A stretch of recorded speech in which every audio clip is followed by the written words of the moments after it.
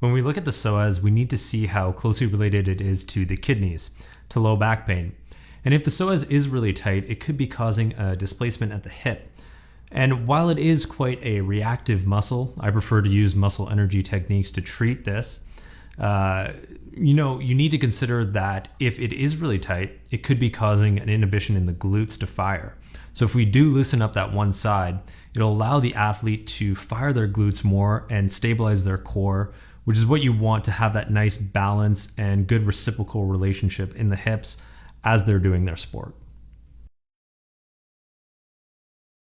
All right, so we're going to talk about the hip now. And the psoas is a muscle that goes right here, and it can be a really reactive muscle. So before I go in with hands-on techniques, which I rarely do, I like to do a muscle energy technique.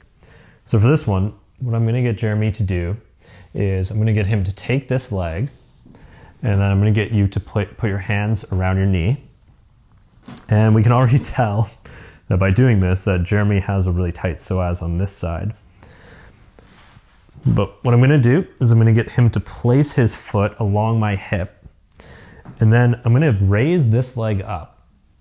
And I'm going to get him to do just a little bit of a bend in the knee. And then for the muscle energy technique, I'm going to get him to contract right here. So I'm going to get you to contract, and I'm going to get you to hold your leg up as you do that.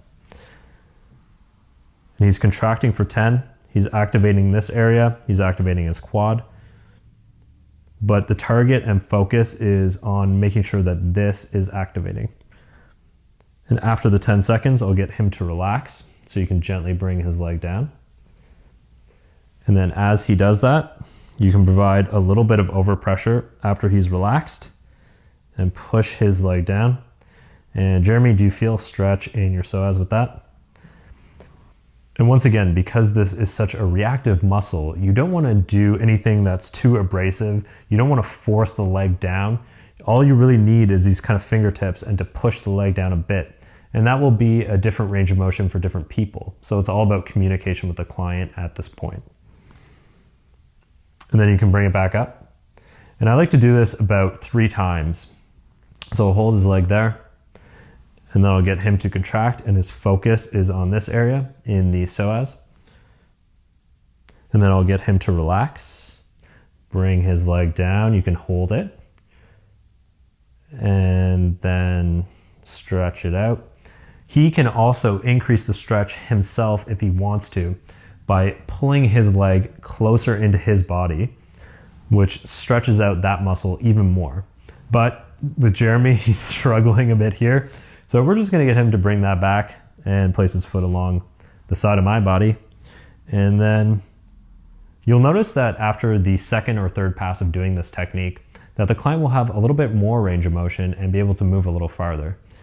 So I'm once again gonna press down, provide a little bit of overpressure. And as I do that, I'm communicating with Jeremy, how does that feel? It's good. Good. And I can feel now that he's actually getting a little more range after that second pass. This is my favorite way of treating the psoas. And one thing about the psoas too is that this is something that I haven't heard a lot about, and I don't know if it's been talked about, is that in the iliacus and in the psoas, there'll oftentimes be a trigger point which can relate to knee pain. So if you release in this area, where we're gonna go next, you'll notice that sometimes clients will feel kind of a fullness in their knee, and as that relaxes and you move into the muscle and press down on that trigger point, it will start to release after about 10 seconds. So let's get into that now. You're gonna get your client to bring their leg up first. That creates a little bit of ease in the tissue here. And then I'll just kind of roll your shirt up here.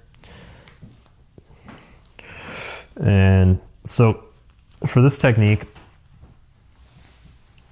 you can kind of get on the table here. And so there's 2 things to consider. There's the iliacus and the psoas.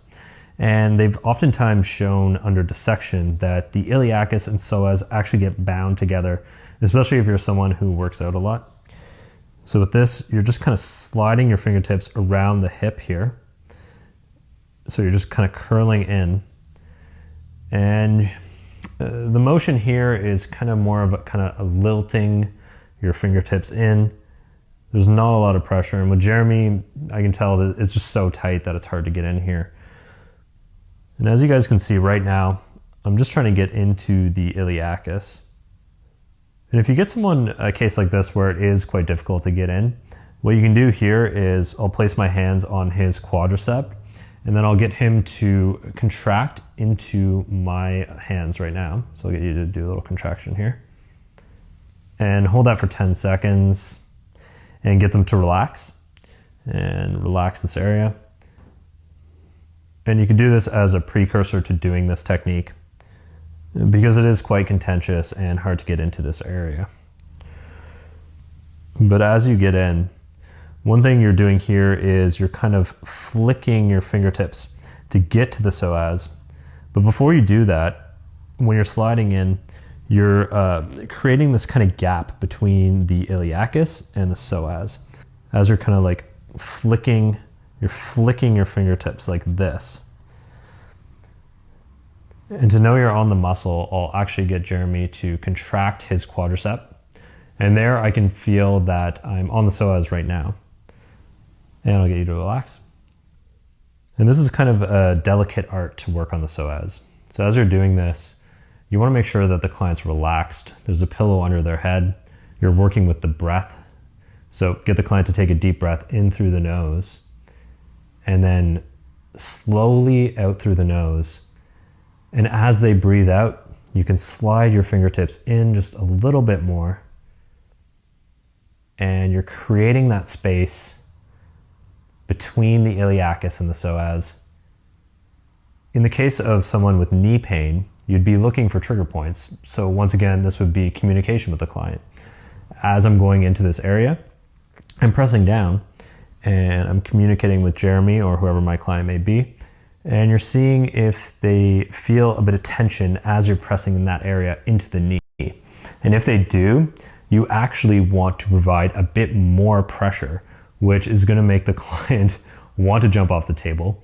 But if you hold that for about 10 seconds, you're kind of resetting the muscle and you're allowing the tension in the knee or down the quadricep to relax. I'm sliding over the iliac crest. And then as I do that, I'm dropping into the iliacus muscle.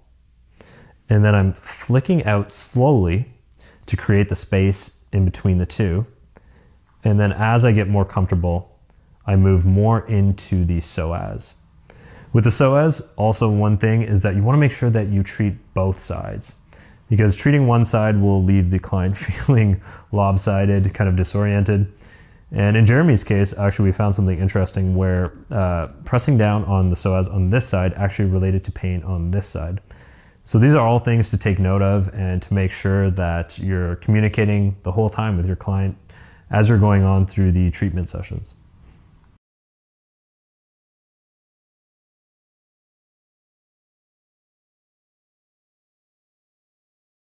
Another alternative way of getting at the psoas, and probably the best hands-on way of doing this, first I'll start by warming the area up.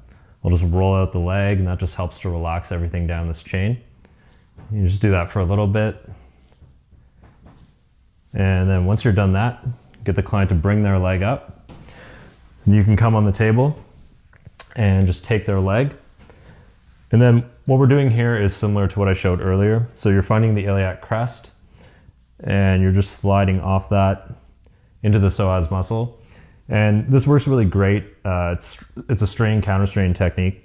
So what I'm doing here is I'm just bringing her into the direction of ease, which helps to take the slack off the muscle there and helps it to relax so you can get into the muscle a lot easier. And as you're doing this technique, you want to work with the breath. So Kristen, I'm just going to get you to take a nice deep breath in through the nose and slowly out through the nose. And on the out breath, bring the leg a little bit closer into her body, creating more slack and more ease in the muscle. And then once again, deep breath in through the nose and slowly out through the nose. And then here, you can actually do a little bit of external rotation and then dive in a little bit more. And deep breath in through the nose and slowly out through the nose. And then finally, just a little bit more external rotation. And just hold this, communicate with the client, see how the muscle's feeling. Usually it'll start at about an 8 out of 10. And as time goes on, after a minute, a couple of minutes, you'll notice that the muscle will soften.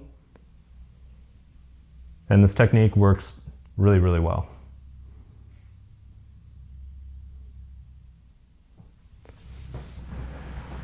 And you want to make sure when you come out of this technique to really ease out of it. Let them sit here for a bit, and then just gently bring their leg down.